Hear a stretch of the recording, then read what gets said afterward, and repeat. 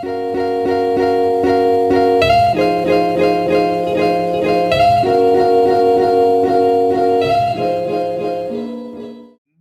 vamos começar a nossa conversa hoje, Gaio. Boa noite a todos. Bom, a questão de gênero e a questão de sexualidade é uma questão extremamente importante e no nosso contexto mais ainda, né? Nós vivemos um momento bem delicado em relação a esse tema e esse debate. Gaio, nos ajuda um pouquinho. A psicanálise, como a psicanálise vê a questão da sexualidade, da homossexualidade? Quais são os elementos que a psicanálise traz para a gente entender esses conceitos?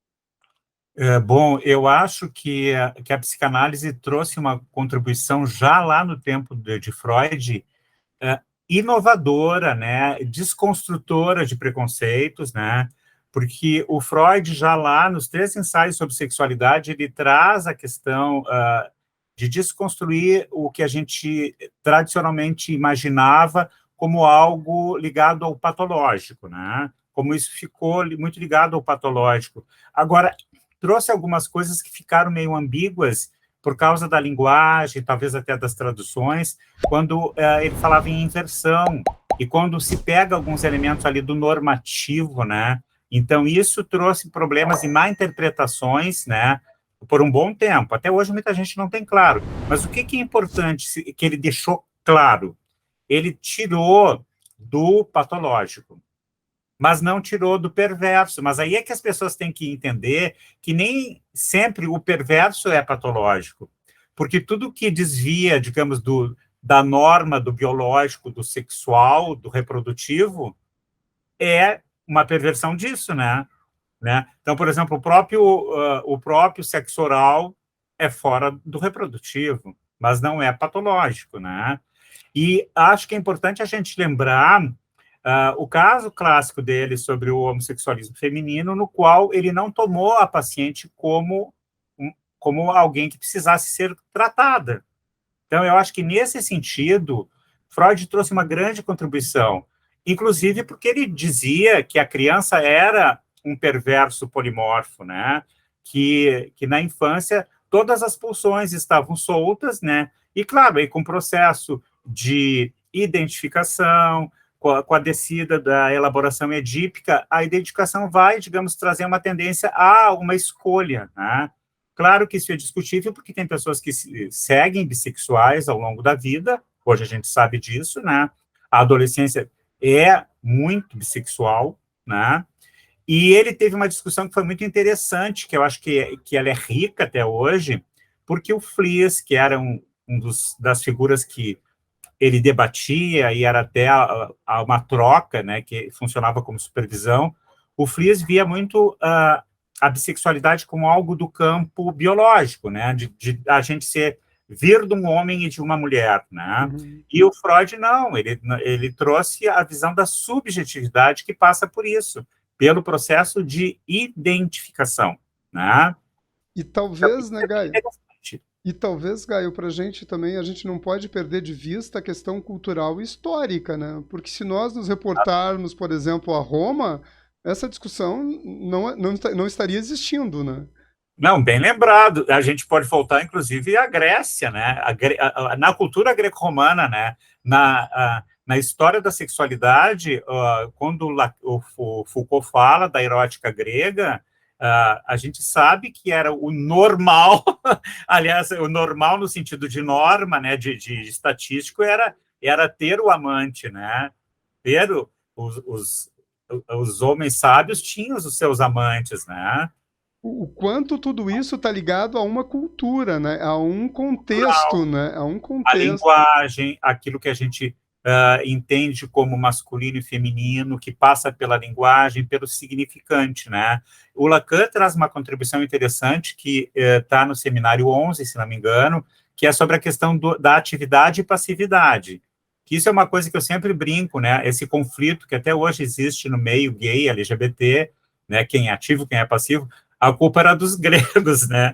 Que lá, assim, era normal, o sábio, por ser sábio, tinha que ser sempre o ativo, né? E os meninos que estavam aprendendo, né, tinham que ser passivos. Mas isso tudo é discutível, por quê? Porque o que o Lacan diz?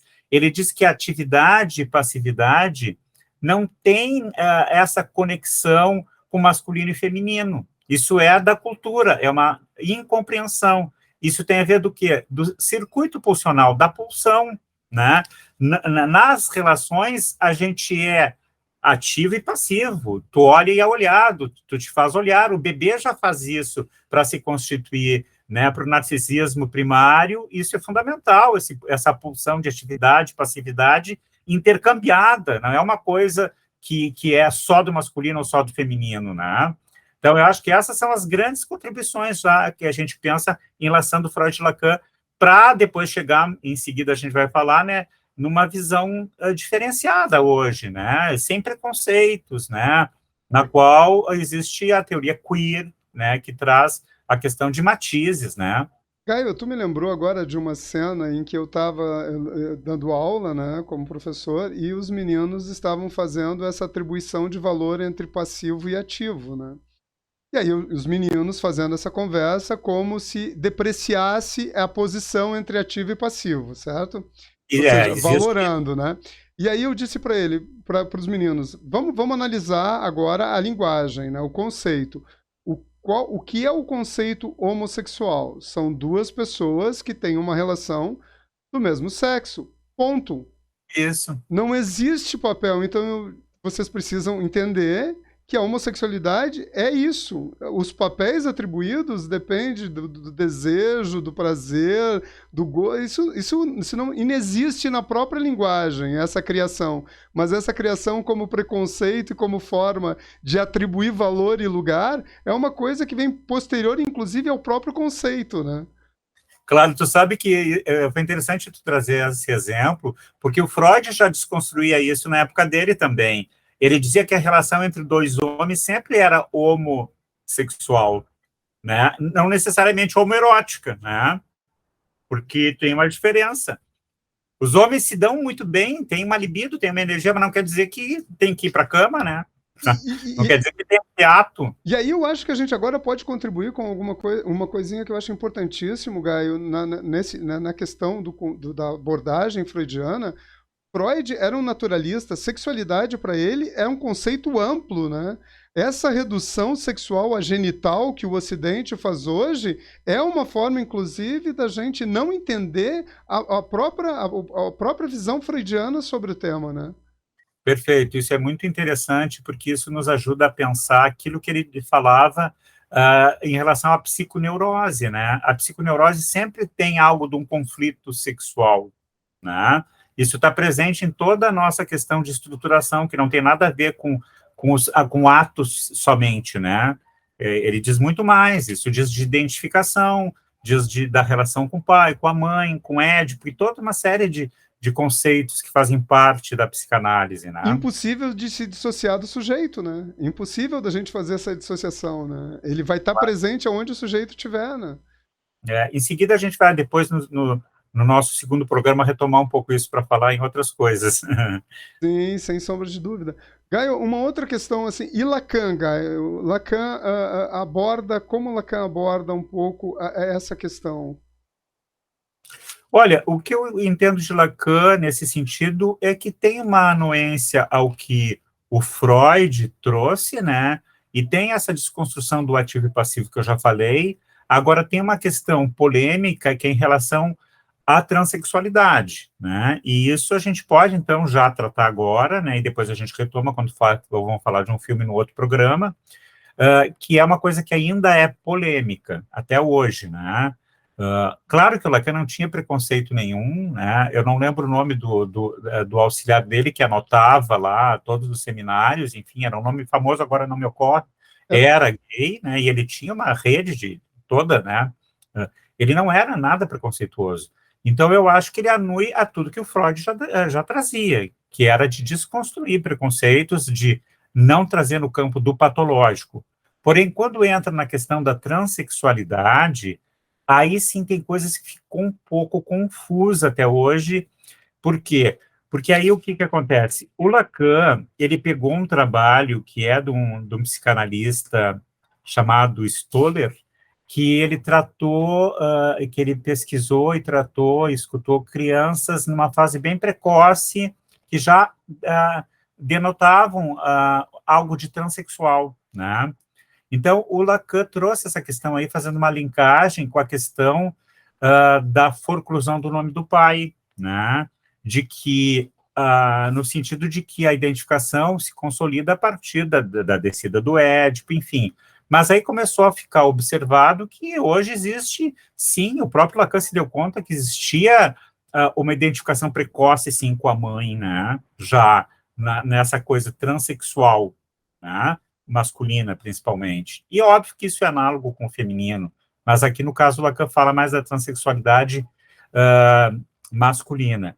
E eu entendo o seguinte, que aí tem algo, um pezinho, na própria base freudiana, no caso de psicose clássico, que é o caso do Schreber, né? Porque o Schreber teve um delírio de emasculação, de perceber como a mulher de Deus, né? Então, eu acho que tem algo que vem por aí que é desse estudo do caso. Aí, claro, até hoje tem uma confusão de ligarem necessariamente a transexualidade com a psicose. Por quê? O Lacan fala que tem algo de um ato psicótico. Por quê? Por causa do conceito do real, né? De que é no real do corpo que a coisa precisa ser mudada. Esse corte, a castração no real. Bom, mas quem garante que todos serão assim? E qual é o preconceito que está aí? É primeiro generalizar, né? Dizer que todo transexual necessariamente estaria numa estrutura psicótica. Eu que conheço muitos, eu não conheço nenhum que seja, né? E aí, qual é o problema se também há um que o outro for?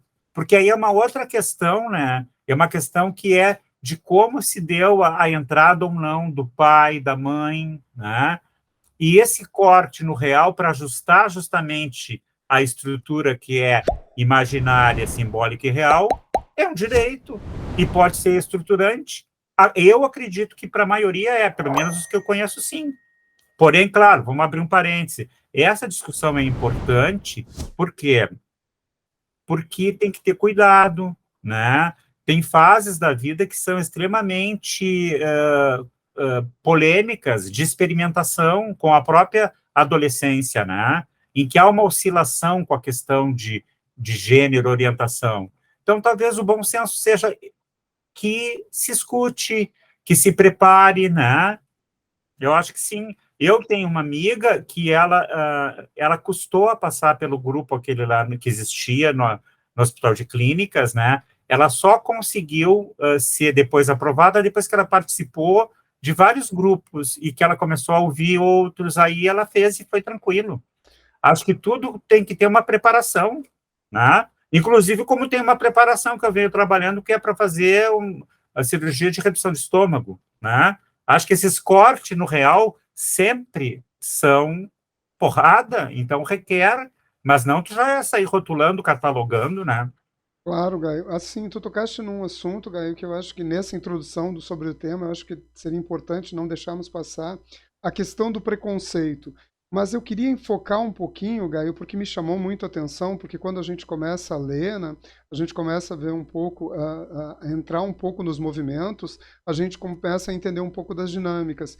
Mas as dinâmicas de preconceito dentro do próprio movimento LGBTQIA+, ou seja, grupos que se discriminam em relação aos outros, Perfeito. homossexuais mais masculinos, outros mais femininos. Então, é importante, né, como a gente tem essa tendência de reproduzir o preconceito e a opressão, né, Gaio? E como isso me chamou muito a atenção, né?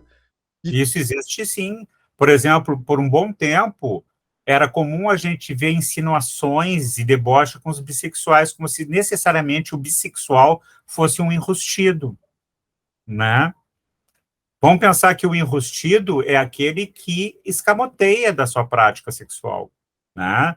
Hoje tem uma outra tendência acontecendo, pelo que eu ouço, pelo que eu vejo, que tem muitos homens que se percebem como heterossexual e têm experiências homossexuais, mas não se percebem como homossexual.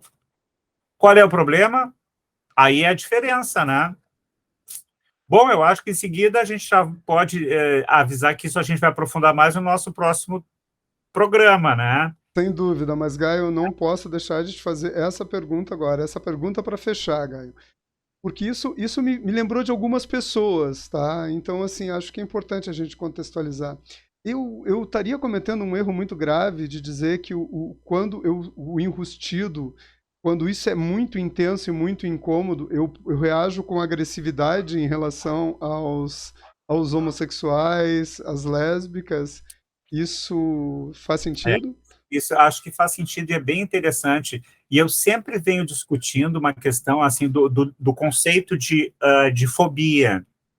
Porque se for pegar na psicanálise, né, a fobia é muito típica da infância, né? Tem o pequeno Hus, que é um caso clássico, né? E o pequeno Hus se afastava do cavalo, né? Porque ele tinha uma representação com o pai, enfim, né? O caso que quem quiser pode pesquisar um pouco mais. Mas eu nunca vi o pequeno Hus atacar um cavalo, né? Então, hoje essa questão da homofobia, ela tem essa coisa de um ataque, né? É uma coisa tão violenta, né? Que é projetiva, e por pesquisas que a gente sabe, acho que tem uma projeção daquilo que tu não ataca em ti, que tu não gosta em ti, tu ataca no outro, né? Eu acredito que sim, com certeza. E, claro, em alguns casos, aí a gente tem que abrir um outro parênteses, não dá para também botar tudo na mesma vala. Em alguns casos pode ter um elemento de paranoia, de psicose, de por alguma questão que aí, claro, cada caso é um caso, né? O quanto pode ter um delírio persecutório com alguém que é gay, né? E que aí pode ter várias questões envolvidas nisso. Acho que tem uma série de coisas aí, mas eu sempre acho que é doentio, que é patológico, seja ele em que estrutura for, né? E a gente vive muito numa sociedade, a nossa, nos últimos anos, que fomenta isso, né? E para encerrar, então, Gaio, esse nosso momento, eu quero deixar um exemplo que eu disse para uns meninos que estavam com um discurso muito preconceituoso e muito ofensivo, né? Eu lembrei para eles uma história de um skinhead inglês que batia em gays, em lésbicas, esse era o esporte dele. E aí ele foi preso, e com toda razão, né? Passou um período na prisão. E aí ele casou lá. Aí ele casou na prisão com um outro homem, aí parece que agora ele foi feliz, finalmente feliz. É. Então, às vezes. Isso é que eu chamo de cura gay. Eu Verdade. sempre digo, eu acho que existe uma cura gay, sim. Quando tu sai Sim. do armário, quando tu sai dessa conduta patológica, quando se relaciona com as questões do teu desejo. Opressora, né? Essa conduta opressora, né? Que não me permite fazer o que eu quero fazer, né? E vamos combinar, isso acho que também se aplica a homens que batem em mulheres, né? Com certeza, Gaio. Batendo no feminino, né? Por alguma forma, esse feminino é incomodativo, né?